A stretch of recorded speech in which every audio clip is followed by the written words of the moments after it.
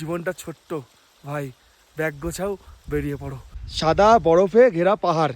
গাগনাপুর থেকে আমার এই নাতুলা বাসের জার্নিটা একদমই সহজ ছিল না। এই হ্যালো, তো এই মুহূর্তে আসি হচ্ছে নাতুলা পাস। তো 14,140 ফুট ওপরে। তো এখানে আমি আছি আর আমার সাথী আছে, আর এই সাইডে নীল আকাশ, সাদা বরফে ঘেরা পাহাড়, আর কিছু না। আর দু একটা করে গাড়ি এদিক দিয়ে নাতুলা পাসের থেকে নিচ দিয়ে নেমে আসছে। আর যেদিকে তুমি তাকাবে সেদিকেই পুরো বরফে ঢাকা, মানে পাহাড়।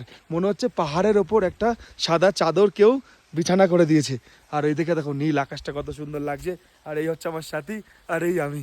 তো এখন আছি নাতুলা পাস, 14,140 ফুট ওপরে। গাগনাপুর থেকে আমার এই নাতুলা পাসের জার্নিটা একদমই সহজ ছিল না, তার কারণ আমার এটা ফার্স্ট টাইম পাহাড়ে রাইড।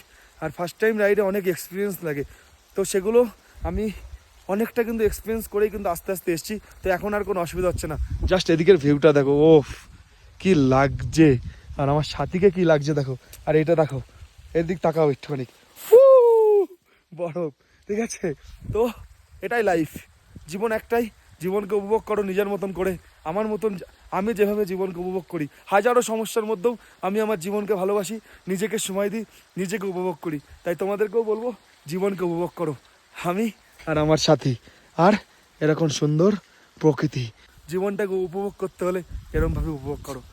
জীবনটা ছোট্ট ভাই, ব্যাগ গোছাও, বেরিয়ে পড়ো।